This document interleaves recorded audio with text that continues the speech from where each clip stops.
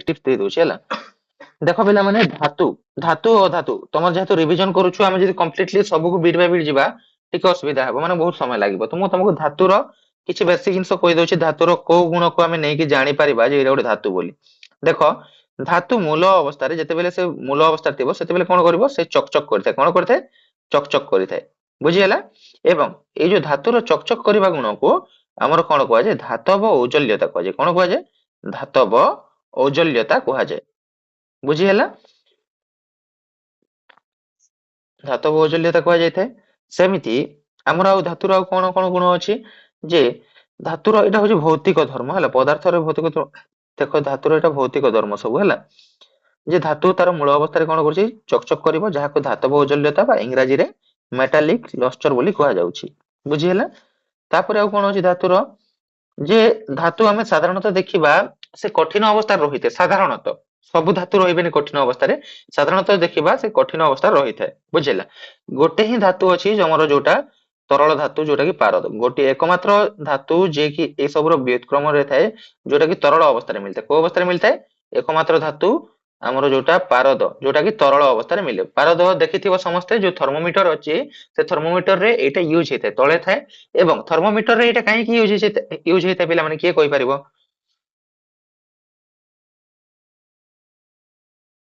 Thermometer ରେ ପାରଦ ହିଁ କାହିଁକି ୟୁଜ କରା ହୁଏ ଅଲଗା କିଛି କାହିଁକି ୟୁଜ କରା ହୁଏନି ଦେଖ ଏକ ତ ରହିଲା ସେ କମ ତାପମାତ୍ରାରେ ବି ପ୍ରସାରିତ ହେଇପାରେ ବୁଝି ହେଲା ଦୁଇରେ ପୁଣି ଥରେ ସେ ପୂର୍ବ ସ୍ଥିତିକୁ ଫେରି ଆସେ ଯେତେବେଳେ ତାକୁ ଛାଡିବ କୋଉଠି ଲାଗିଯିବ ନାହିଁ ବୁଝି ହେଲା। ଆମର ଧାତୁ କଣ ହୁଏ ତ ଏଇଟା ଗଲା ତାପରେ ଆଉ ଧାତୁର କଣ ଅଛି ଗୁଣ ପିଲାମାନେ ଦେଖ ଏଠାରେ ତମର ସୋଡିୟମ ଧାତୁକୁ ଏଠାରେ ଦେଖିପାରୁଥିବ କହିଛି ସୋଡିୟମ ଧାତୁକୁ ବ୍ୟବହାର କଲା ସତର୍କ ରହିବ ଫିଲ୍ଟର କାଗଜ ଯୋଉ ସୋଡିୟମ କୁ ତମର କଣ କରୁଛି ଚିମୁଟାରେ ଧର ଏଟା ଲୁହା ତମ୍ବା ଆଲୁମିନିୟମ ମ୍ୟାଗ୍ନେସିୟମ ଛୋଟ ଛୋଟ ଖଣ୍ଡ ନିଅ ଏଇ ଖଣ୍ଡ ଗୁଡିକ ଏକ ଧାରୁଆ ଛୁରୀ ସାହାଯ୍ୟରେ କାଟିବା ପାଇଁ ଚେଷ୍ଟା କର ଯାହା ଦେଖିଲ ତାହା ଲେଖ ବୋଲି କହିଛି ତୁମେ ଦେଖିବ ଯେ ସାଧାରଣ ଯୋଉଟା କହିଲି ସାଧାରଣତଃ ଧାତୁ ଗୁଡିକ ତମର ଦୃଢ ବା ଶକ୍ତ ବୁଝି ହେଲା ବୁଝିପାରିଲ ନା ନାଇଁ ଯୋଉଟା କଠିନ ମୁଁ କହିଲି ହେଲା ସେମିତି ଏ ଲୁହା ଜିଙ୍କ ଏମାନଙ୍କର ଯଦି ନେବ ଆଉ ଯଦି ଏମାନଙ୍କୁ କଣ କରିବ ଆଘାତ କରିବ ଯଦି ଯେକୌଣସି ଧାତୁରେ ଆଘାତ କଲେ ସେ କଣ ହୁଏ ପିଲାମାନେ ପତଲା ଚାଦରରେ ପରିଣତ ହୁଏ। ଏବେ ତମେ ଜାଣିଛ ଯୋଉ କଏନ ଟା ଛୋଟ ବେଲେ ଯଦି ତମେ ମାନେ କେବେ ଖେଳିଥିବ ତମ ଗାଁରେ ଯଦି ରେଲ ଲାଇନ ଟା ଯାଇଛି ନା ରେଲ ଲାଇନ ଯୋଉଟା କହୁଛୁ ଆମେ ରେଲୱେ ଲାଇନ ଟା ସେଥିରେ ପିଲାମାନେ କଣ କରନ୍ତି କଏନ ରଖିଦିଅନ୍ତି ଟ୍ରେନ ଯିବା ପୂର୍ବରୁ ହେଲା ଏବଂ ଟ୍ରେନ ଗଲା ପରେ କଣ ହୁଏ ସେ କଏନ ଟା ଦେଖିବ ଗୋଟେ ପତଲା ଚାଦର ଭଳି ହେଇକି ବାହାରିଥିବ ପଡିଥିବ ସାଇଡ ରେ ବୁଝି ହେଲା ମାନେ ଇଆଡେ ସିଆଡେ ପଡିଥିବ ତ ସେଟା କାହିଁକି ହୁଏ ଯେହେତୁ କଏନ ଗୋଟେ ପିଲାମାନେ ଧାତୁ ଏବଂ ତାର କଣ ଅଛି ତାର ତାକୁ ଯଦି ଆମେ ଆଘାତ କରିବା ତାର ଆଘାତ କଲେ ସେ କଣ ହେବ ସେ ପତଲା ଚଦରରେ ପରିଣତ ହୁଏ କଣରେ ପରିଣତ ହୁଏ ପତଲା ଚଦରରେ ପରିଣତ ହୁଏ ବୁଝି ହେଲା ଏବଂ ଧାତୁର ଏହି ଗୁଣକୁ କଣ କୁହାଯାଏ ପିଲାମାନେ ଧାତୁର ଏହି ଗୁଣକୁ ତମର ନମନୀୟତା କୁହାଯାଏ କଣ କୁହାଯାଏ ନମନୀୟତା ବୁଝି ହେଲା ବୁଝିପାରିଲ ନା ନାଇଁ ଏବଂ ଏଇ ଯୋଉ ନମନୀୟତା ଗୁଣ ପିଲାମାନେ ତମର ସୁନା ଓ ରୂପାର ସବୁଠାରୁ ଅଧିକ ଦେଖିବ ତମର ସୁନା ଜାଣିଛ ତମ ସୁନାର ରେଟ୍ ବହୁତ ଥାଏ ବୁଝିଲା ତାର ପ୍ରାଇସ ଟା ବହୁତ ଥାଏ ନା ନାଇଁ ତାକୁ ଯେତେବେଳେ ବି କିଣନ୍ତି କମ ସୁନା କିଣିଲେ ବି ତାକୁ ବିଭିନ୍ନ ଆକାର ଏବଂ ଆକୃତି ଦେଇଥାନ୍ତି ଯୋଉ ଆମର ସେ କଣ କହନ୍ତି ତାଙ୍କୁ ଓଡିଆରେ ଯୋଉ ସୁନା ତିଆରି କରନ୍ତି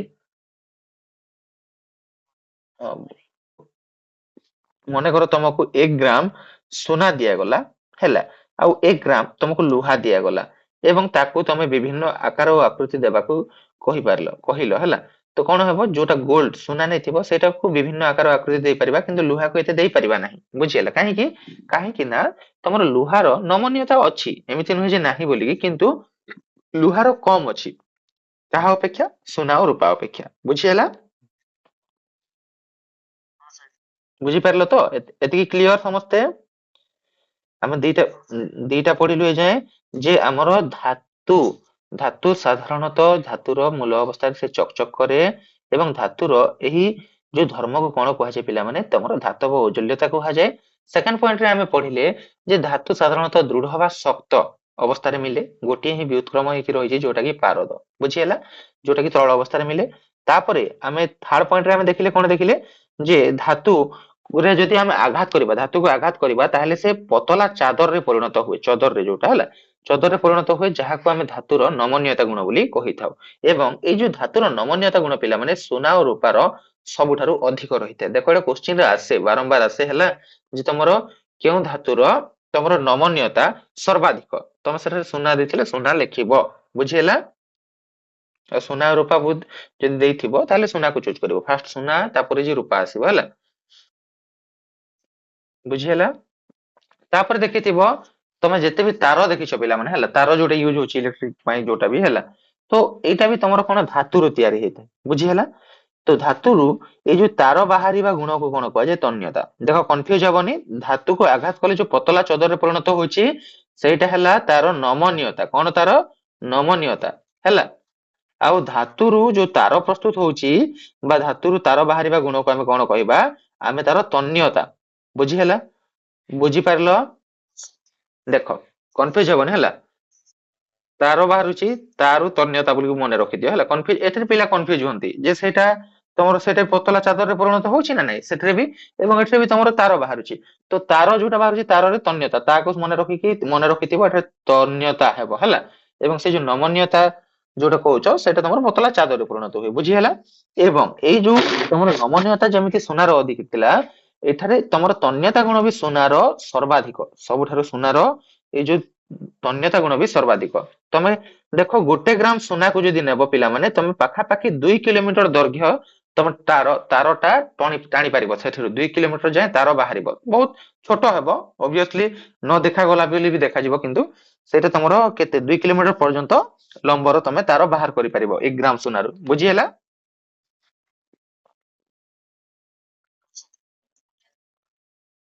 ତ ଧାତୁର ଏଇ ଯୋଉ ନମନୀୟତା ଓ ତନ୍ୟତା ଗୁଣ ଯୋଗୁ ହିଁ ପିଲାମାନେ ଆମେ ଆମର ଆବଶ୍ୟକତା ଅନୁସାରେ ସେଗୁଡିକର ଆକାର ବଦଳାଇ ପାରୁ। ଏଇଟା ତମର ଦେଖ, ଏଇ ପଏଣ୍ଟ କୁ ପିଲାମାନେ ମିସ୍ କରିଦିଅନ୍ତି, ଏଇ ପଏଣ୍ଟ ବି ତମେ ମନେ ରଖିଥିବ ହେଲା। ତମକୁ ପଚାରିଦେବ କୋଶ୍ଚିନ୍, ଧାତୁର କେଉଁ ଗୁଣ ଯୋଗୁ ଆମେ ତାକୁ ଆବଶ୍ୟକ ଅନୁସାରେ ଆକାର ଆକାର ବଦଳାଇ ପାରୁ ବୋଲି ପଚାରିଦେବ ହେଲା, ତମେ ଲେଖିବ କଣ, ନମନୀୟତା ଓ ତନ୍ୟତା ଗୁଣ ଆକାରରେ, ବୁଝି ହେଲା। ଏତିକି ବୁଝିଲ ପିଲାମାନେ? କିଛି କିଛି କନଫ୍ୟୁଜନ ଅଛି କି, କିଛି କନଫ୍ୟୁଜନ ଅଛି କି ଏତିକିରେ? ହୁଁ, ଦେଖ ଧାତୁ ଗୁଡିକ ପିଲାମାନେ ତମର ତାପ ସୁପରିବାହୀ, ତାପରେ ଆମର ନେକ୍ସଟ ପଏଣ୍ଟ କଣ କହୁଛି, ଯେ ଧାତୁ ତାପ ସୁପରିବାହୀ, ମାନେ ତମେ ଯଦି କୌଣସି ଧାତୁକୁ ପିଲାମାନେ, ଏଇଟା ମନେ କର ଗୋଟେ ଲୁହାର ରଡ ଅଛି ହେଲା, ଏଇ ପାର୍ଶ୍ୱରେ ଯଦି ତମେ ଏଇ ପାର୍ଶ୍ୱ କଣ କଲ, ନିଆଁ ଏଠାରେ ନିଆଁରେ ରଖିଲ ହେଲା, ନିଆଁରେ ରଖିଛ ଏଠାରେ ଏଇ ପାର୍ଶ୍ୱରେ, ଆଉ କିଛି ସମୟ ପରେ ତମେ ଯଦି ଏଇ ପାର୍ଶ୍ୱକୁ ଛୁଇଁବ, ତାହେଲେ କଣ ହେବ, ସେଟା ଗରମ ଲାଗିବ, କଣ ଲାଗିବ, ଗରମ ଲାଗିବ, ବୁଝି ହେଲା। କିନ୍ତୁ ଗୋଟେ କାଠ ଜଲୁଥିବାର ଦେଖିଥିବ, ଗୋଟେ କାଠ ଯଦି ସୁଖା କାଠଟେ ବି ନେବ ବା ଲମ୍ବା ବାଡିଟେ ବି ନେବ, ଏବଂ ଏଇ ପାର୍ଶ୍ୱକୁ ଯଦି ଆମେ ଜଲେଇବା ଏବଂ ଏଇ ପାର୍ଶ୍ୱକୁ ଧରିଥିବା, ଯେତେ ସମୟ ଧରିଲେ ବି ଯୋଉ ନିଆଁଟା ଏ ପର୍ଯ୍ୟନ୍ତ ନ ଆସିବା ପର୍ଯ୍ୟନ୍ତ ଆମକୁ ଏଇ ପାର୍ଶ୍ୱଟା ଗରମ ଲାଗିବ ନାହିଁ, ଲାଗିବ କି, ଲାଗିବ ନାହିଁ। କାହିଁକି ଲାଗିବ ନାହିଁ, କାହିଁକି ଦେଖ ପିଲାମାନେ, ଧାତୁରେ ତମର ତାପ ସୁପରିବାହୀ, ମାନେ ତାପ ଏଇ ଧାତୁ ମଧ୍ୟ ଦେଇ ଗତି କରିପାରେ, ବୁଝି ହେଲା। ଏଠିରୁ ତାପ ତମର ଭିତରେ ଗତି କରିକି ଏ ପାର୍ଶ୍ୱକୁ ଆସିଯିବ, ବୁଝିପାରିଲ। ଗତି କରେ ମାନେ କେମିତି ଗତି କରେ, ଦେଖ ସେଠି ଯୋଉ ଅଛି ନା ତମର ସେ କଣ କହୁ ତା କଣିକା ଫଣିକା ଯାହା ବି କହୁଛ, ସେ ଏଇଟା ଗରମ ହେଲା, ତା ପାର୍ଶ୍ୱକୁ ସେ ଗରମ କରିବ, ତା ପାର୍ଶ୍ୱକୁ ସେ ଗରମ କରିବ, ଏମିତି ଗରମ କରି କରି ଏ ପାର୍ଶ୍ୱକୁ ତମର ଗରମ ଲାଗେ। ତମର ଷଷ୍ଠ ବା ସପ୍ତମରେ ପଢିଥିବ, ଯୋଉ ମହମବତୀର ଯୋଉ ନିଆଁ ନେଇକି କରାହେଇଥିଲା ହେଲା, 6, 7 କ୍ଲାସ ଗୋଟେ ଥାଏ ସେଠାରେ, ଯେ ଗୋଟେ ପାର୍ଶ୍ୱରେ ମହମବତୀ ଲଗେଇଦେବେ ଏବଂ ଏ ପାର୍ଶ୍ୱକୁ ଗରମ କରିଦେଲେ ସେଇଟା ଆପେ ଆପେ ତରଳି ଯିବ ଆଉ ଗୋଟେ ପାର୍ଶ୍ୱଟା, ବୁଝି ହେଲା। ବୁଝିପାରିଲ ନା ନାଇଁ ଏତିକି, ଯେ ଧାତୁ ଆମର ତାପ ସୁପରିବାହୀ, ବୁଝି ହେଲା। ଆଉ ତା ସହିତ ଏଇଟା ଏହାର ଉଚ୍ଚ ଗଲନାଙ୍କ ବିଶିଷ୍ଟ, ଆମର ଧାତୁ କଣ, ଉଚ୍ଚ ଗଲନାଙ୍କ ବିଶିଷ୍ଟ ହେଲା, ମାନେ ଗଲନାଙ୍କ ବିଶିଷ୍ଟ ମାନେ ତାକୁ ବହୁତ ତାପମାତ୍ରା ଦରକାର ସେ ତରଳିବା ପାଇଁ, ବୁଝି ହେଲା। ତେଣୁକରି ଆମେ ଯୋଉ ରୋଷେଇ ସାମଗ୍ରୀ ବ୍ୟବହାର କରୁଛୁ ଧାତୁରୁ ବ୍ୟବହାର କରୁଛୁ, ବୁଝି ହେଲା। ବୁଝିପାରିଲ ନା ନାଇଁ, ଯେହେତୁ ସେ ତାପ କାହିଁକି ବ୍ୟବହାର କରୁଛୁ ଆମେ, ତମକୁ ଯଦି କାରଣ ଦର୍ଶାଅ ଦେବ, ତାହେଲେ ତମେ କହିପାରିବ ଯେହେତୁ ଧାତୁ ଆମର ତାପ ସୁପରିବାହୀ ଏବଂ ଏଗୁଡିକ ଉଚ୍ଚ ଗଲନାଙ୍କ ବିଶିଷ୍ଟ, ତେଣୁ କରି ଆମେ ଏହାକୁ ରୋଷେଇ କାର୍ଯ୍ୟରେ ବ୍ୟବହାର କରୁଛେ, ବୁଝି ହେଲା। କ୍ଲିୟର ଏତିକି। ରୂପା ଏବଂ ତମ୍ବା ହେଉଛି ସବୁଠାରୁ ଉତ୍ତମ ତାପ ପରିବାହୀ, ଦେଖ ଏଠାରେ ଏଇଟା ଦେଖ, ସେଥିରେ ଯେମିତି ସୁନା ଥିଲା, ଉତ୍ତମ ତାପ ପରିବାହୀ କୋଉ କୋଉଟା, ରୂପା ଏବଂ ତମ୍ବା, ବୁଝି ହେଲା। ବୁଝିପାରୁଛ ନା ନାଇଁ? ଉତ୍ତମ ତାପ ପରିବାହୀ ମାନେ ଏଠାରେ ବହୁତ ଶୀଘ୍ର ତମର ତାପଟା ପରିବହନ ହେଇପାରେ, ବୁଝିହେଲା।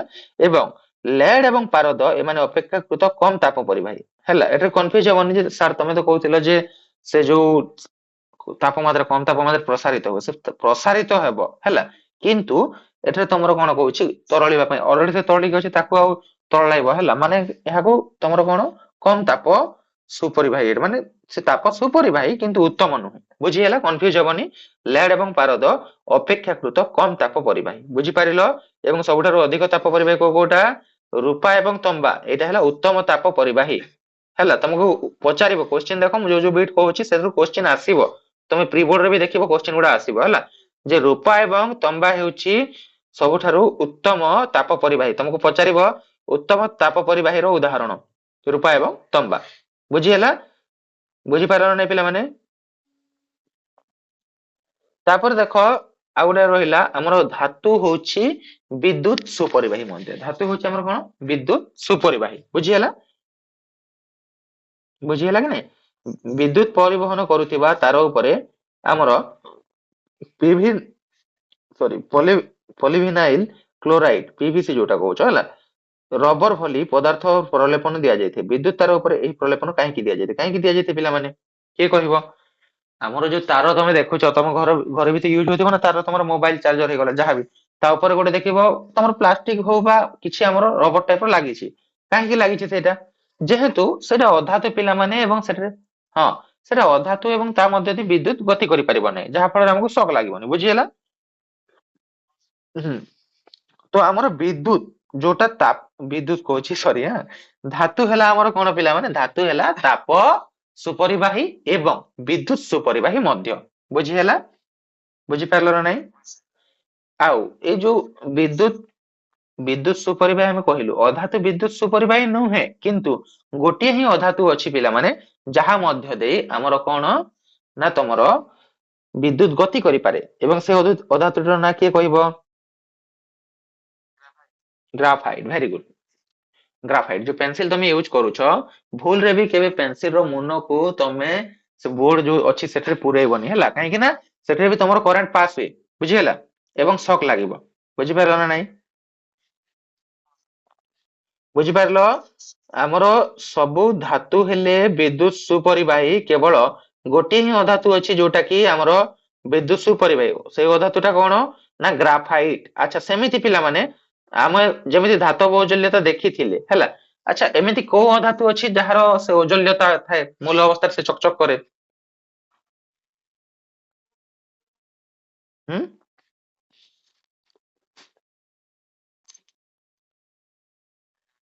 ଜାଣିନ? ତମର ଆୟୋଡିନ, ଆୟୋଡିନ ହଉଛି ଏମିତି ଏକ ଅଧାତୁ ଯିଏ ଚକଚକ କରେ ହେଲା, ବୁଝିପାରିଲ। ଏସବୁ ଜିନିଷ ଦେଖ, ଏସବୁରୁ କୋଶ୍ଚିନ୍ ଆସିବ ହେଲା, ଏସବୁରୁ ହିଁ କୋଶ୍ଚିନ୍ ଆସିବ, ଯେ ତମର କୋଉ ଅଧାତୁ ସେ ଅଧାତୁ ହେଇଥିବା ସତ୍ତ୍ୱେ ବି ତାର ଧାତବ ଔଜ୍ଜଲ୍ୟତା ଅଛି ବା ଏମିତି ଚକଚକ କରେ ବୋଲି ପଚାରିବ, ତମକୁ ସେଟା ଲେଖିବ, ବୁଝିପାରିଲ।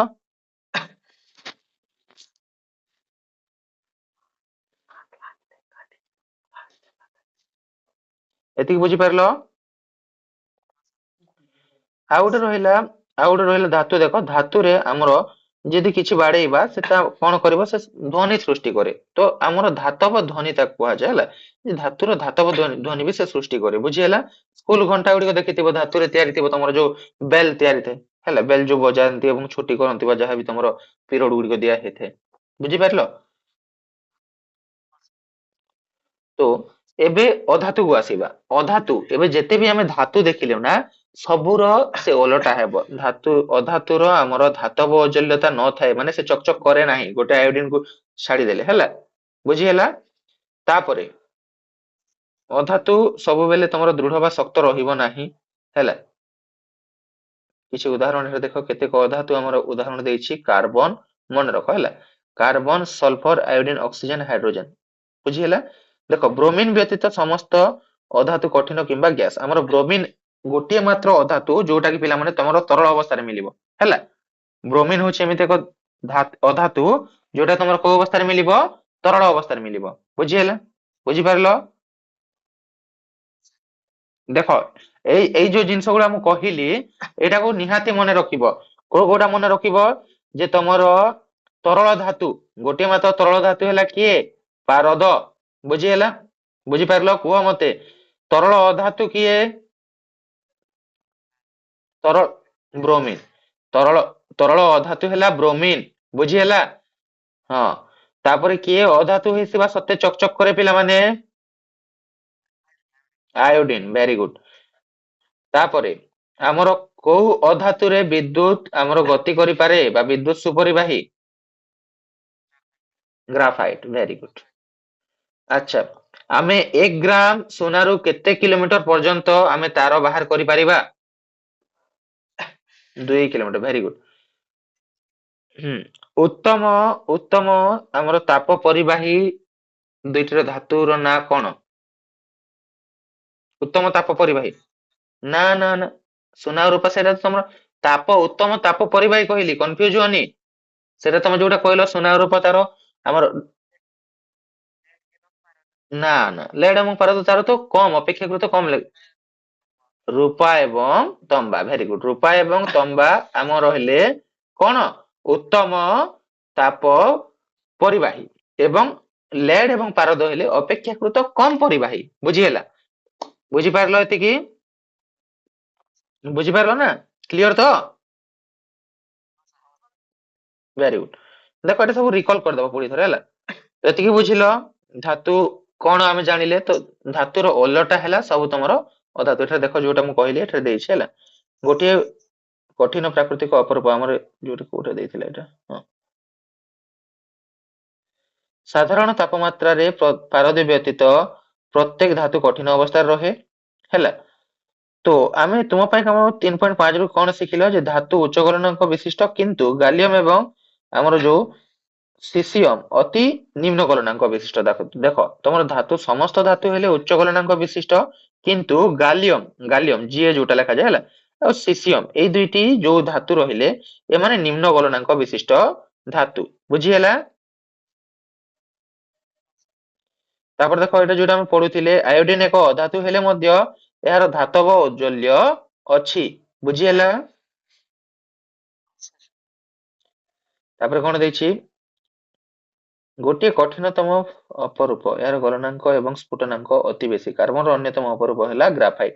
ଆମର କାର୍ବନର ଅନ୍ୟତମ ଅପରୂପ ମାନେ ତାର ଆଉ ଗୋଟେ ରୂପ କୋଉଟା ନା ଗ୍ରାଫାଇଟ। ବୁଝି ହେଲା? ଏହା ବିଦ୍ୟୁତ ପରିବହନ କରେ, ଆମେ ଯୋଉଟା ଦେଖିଥିଲୁ ଏବେ। ବୁଝି ହେଲା? ତାପରେ ଦେଖ, ଖାର ଧାତୁ ଏତେ ନରମ ଯେ ଛୁରୀରେ କଟା ଯାଇପାରେ। ଆମର ଖାର ଧାତୁରେ କୋଉ କୋଉଟା ଯିବ? ଏବଂ ଏହା ନିମ୍ନ ସାନ୍ଦ୍ରତା ଓ ଗଲନାଙ୍କ ବିଶିଷ୍ଟ ଧାତୁ। ଆମର କୋଉଟା? ଗୋଟିଏ ତମର ଖାର ଧାତୁ କହିବ ଯାହାକୁ ଆରାମରେ ଆମେ ଛୁରୀରେ ସୋଡିୟମ। Very good. ସୋଡିୟମକୁ ଆମେ ଆରାମରେ ଛୁରୀରେ କାଟି ପାରିବା ହେଲା, ସେଟା ନରମ। ବୁଝି ହେଲା? ମନେ ମନେ ରଖ, ଏଇଟା ତମକୁ ପଚାରିବ ଯେ କେଉଁ ଧାତୁ ନରମ ଅଟେ? ବୁଝିହେଲା? ତମେ ଲେଖିବ ଖାର ଧାତୁ। ଯଦି ତମକୁ କହିବ ଗୋଟିଏ ନରମ ଧାତୁର ନାଁ ଲେଖ, ତେବେ ତମେ ସେଠାରେ ସୋଡିୟମ ଲେଖିବ ହେଲା। କିନ୍ତୁ ତମକୁ ଯଦି ପଚାରିବ କେଉଁ କେଉଁ ଧାତୁ ନରମ ଯାହାକୁ ଛୁରୀରେ କଟା ଯାଇପାରେ, ତାହେଲେ ତମେ ଲେଖିବ ଖାର ଧାତୁ ଲେଖିବ ହେଲା। ଯଦି ନା ପଚାରିବ ସେ ଜାଗାରେ ସୋଡିୟମ ଲେଖିବା। ବୁଝି ହେଲା? ବା ତମକୁ ପଚାରିବ କ୍ଷାର ଧାତୁର ଅ କଣ କମ ଥାଏ ବା ନିମ୍ନ ସେଡେକ୍ସ ନିମ୍ନ ବିଶିଷ୍ଟ ବୋଲିକି, ତମର ସାନ୍ଦ୍ରତା ଓ ଗଲନାଙ୍କ ବିଶିଷ୍ଟ ଧାତୁ ନିମ୍ନ ହବ। ବୁଝି ହେଲା? କମ ଥାଏ, ଏମାନଙ୍କର ସାନ୍ଦ୍ରତା ଓ ଗଲନାଙ୍କ କମ ଥାଏ। ବୁଝିପାରିଲ?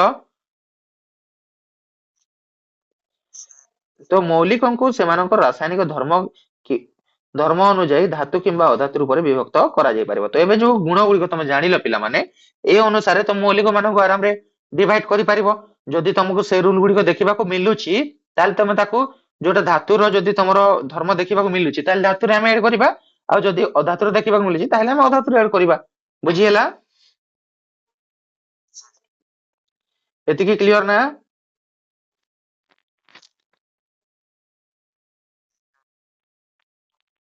ଦେଖ ଏଠାରେ ଯୋଉ ପ୍ରଶ୍ନ ଗୁଡିକ, ସାଧାରଣ ତାପମାତ୍ରାରେ ତରଳ ଅଟେ।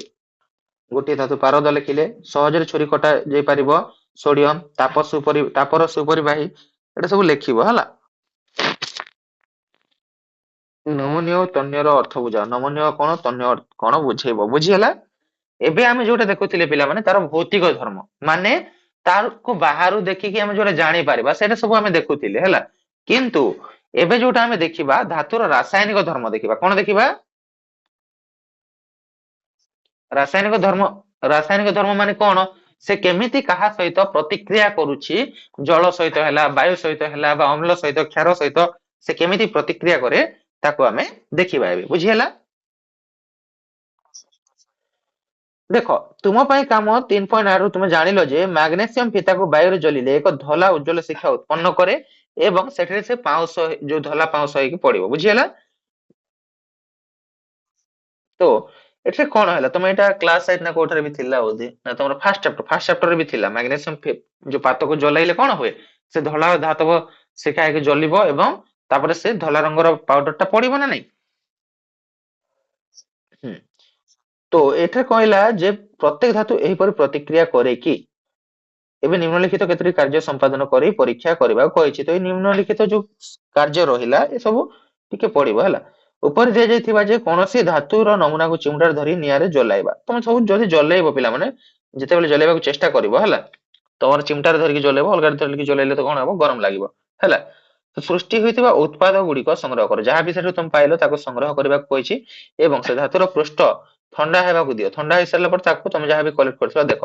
ଏଠାରେ କଣ କହିଛି, ଯେତେବେଳେ ଧାତୁ ଅକ୍ସିଜେନ ସହିତ ପ୍ରତିକ୍ରିୟା କରେ ପିଲାମାନେ, ସେ କଣ କରେ, ଧାତବ ଅକ୍ସାଇଡ ସୃଷ୍ଟି କରେ। କଣ ସୃଷ୍ଟି କରେ? ଧାତବ ଅକ୍ସାଇଡ।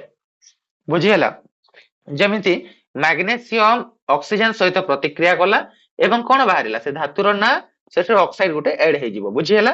ଏବେ ମାଗ୍ନେସିୟମ, ହଁ, magnesium plus oxygen is equal to magnesium oxide ହେଇଗଲା। ବୁଝି ହେଲା?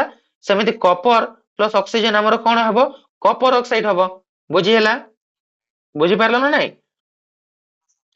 ଦେଖ, ସେମିତି ଆଲୁମିନିୟମ ପ୍ଲସ ଅକ୍ସିଜେନ କଣ ହେଲା, ଆଲୁମିନିୟମ ଅକ୍ସାଇଡ। ବୁଝିପାରିଲ?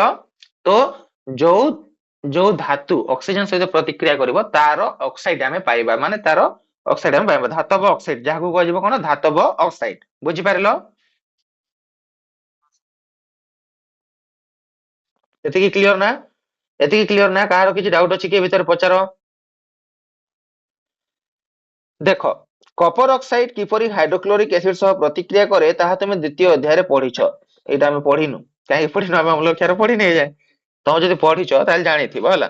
ଆମେ ଜାଣିଛୁ ଯେ ଧାତବ ଧାତବ ଅକ୍ସାଇଡ ଗୁଡିକ କ୍ଷାରୀୟ ପ୍ରକୃତିର ଅଟେ। ଯୋଉ ଧାତବ ଅକ୍ସାଇଡ ଟା ବାହାରେ ପିଲାମାନେ, ସେ କଣ, କ୍ଷାରୀୟ ପ୍ରକୃତିର ଅଟେ, ଅମ୍ଳୀୟ ନୁହେଁ, ସେଇଟା କ୍ଷାରୀୟ ପ୍ରକୃତିର। ଯେତେ ବି ଧାତବ ଅକ୍ସାଇଡ ବାହାରିବ ନା, ସେ କଣ, କ୍ଷାରୀୟ ପ୍ରକୃତିର। ବୁଝି ହେଲା? ତାର ଅମ୍ଳୀୟ ଗୁଣ ନଥାଏ, ତାର କ୍ଷାରୀୟ ଗୁଣ ଥାଏ। ବୁଝି ହେଲା? ମାତ୍ର କିଛି ଧାତବ ଅକ୍ସାଇଡ ଯଥା ଆଲୁମିନିୟମ ଅକ୍ସାଇଡ ଓ ଜିଙ୍କ ଅକ୍ସାଇଡ ଉଭୟ ଅମ୍ଳୀୟ ପ୍ରକୃତି ଏବଂ କ୍ଷାରୀୟ ପ୍ରକୃତି ପ୍ରଦର୍ଶନ କରନ୍ତି। କିନ୍ତୁ କିଛି ଧାତବ ଅକ୍ସାଇଡ ଅଛି ପିଲାମାନେ, ଯିଏ ଉଭୟ ଅମ୍ଳୀୟ ଗୁଣ ବି ପ୍ରଦର୍ଶନ କରେ ଏବଂ ତମର କ୍ଷାରୀୟ ପ୍ରକୃତି ବି ପ୍ରଦର୍ଶନ କରେ। ବୁଝି ହେଲା?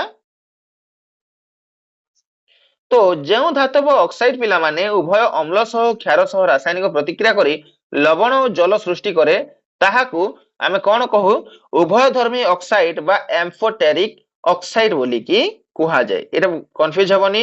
ବୁଝି ହେଲା? ବୁଝିଲ ନା ନାଇଁ? ଦେଖ ପିଲାମାନେ, ଯୋଉମାନେ ବୁଝିନ ଭଲ ଭାବରେ ଦେଖ।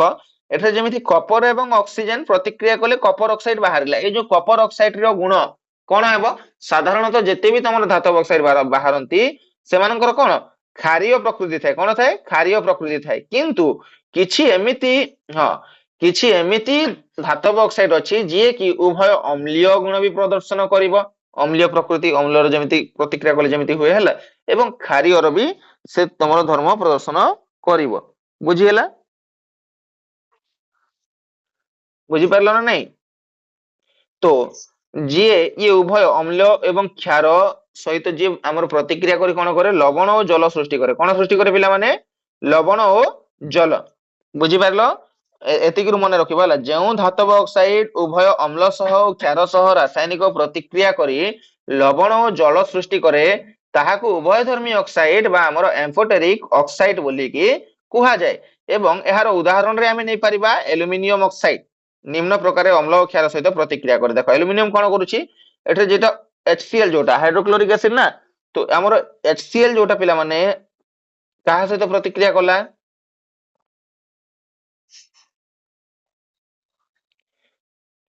ଆମର ଆଲୁମିନିୟମ ଯେତେବେଳେ ଅମ୍ଳ ସହିତ ପ୍ରତିକ୍ରିୟା କଲା, ଆମକୁ କଣ ମିଳିଲା, AlCl3 ଏବଂ ଏଠାରେ ତମର କଣ ମିଳିଲା, H2O, ଜଳ ଏବଂ ଲବଣ ମିଳିଲା। ବୁଝି ହେଲା? ସେମିତି ସେ ଯେତେବେଳେ କ୍ଷାର ସହିତ ପ୍ରତିକ୍ରିୟା କଲା, ସୋଡିୟମ ଅକ୍ସାଇଡ ସହିତ ଯୋଉଟା ଆମର ସୋଡିୟମ ହାଇଡ୍ରୋକ୍ସାଇଡ ସହିତ ସରି କଣ କହିବା ଏଟାକୁ ହଁ ସୋଡିୟମ ଅକ୍ସାଇଡ ନା କଣ କୁହାଯିବ NaO ଅଛି ସୋଡିୟମ ହାଇଡ୍ରୋକ୍ସାଇଡ ଅକ୍ସାଇଡ। ତ ଦେଖ ଏଇଟା ହେଲା ତମର ଏଇଟା ଗୋଟେ କ୍ଷାର ସହିତ ପ୍ରତିକ୍ରିୟା କରିଛି ଏହା ସହିତ ପ୍ରତିକ୍ରିୟା କଲା ପରେ ଆମର କଣ ମିଳିଲା ଏଇଟା ବି ଗୋଟେ ପ୍ରକାର ଲବଣ ଆଉ ଜଳ ମିଳିଲା ଲବଣ ଆଉ ଜଳ ମିଳିଛି ବୁଝିହେଲା। ଏହାର ନାଁ କଣ N ଯୋଉଟା ରହିଲା NaAlO2 ଏଇଟା ହେଲା ସୋଡିୟମ ଆଲୁମିନେଟ ବୁଝିହେଲା ଏଇଟା ବି ଗୋଟେ ପ୍ରକାର ଲବଣ ବୁଝିପାରିଲ ପିଲାମାନେ।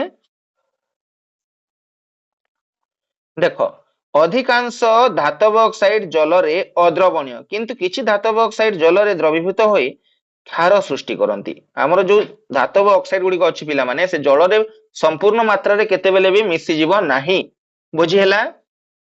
ମାନେ ସେ ଜଳରେ ଅଦ୍ରବଣୀୟ ଯେମିତି ତମେ ଏବେ ଚିନିକୁ ନେଲ ବା ଲୁଣକୁ ନେଲ ପାଣିରେ ମିଶେଇଲେ କଣ ହୁଏ ସେ ପୁରାପୁରି ଜଳ ସହିତ ମିଲେଇଯାଏ ନା ନାଇଁ।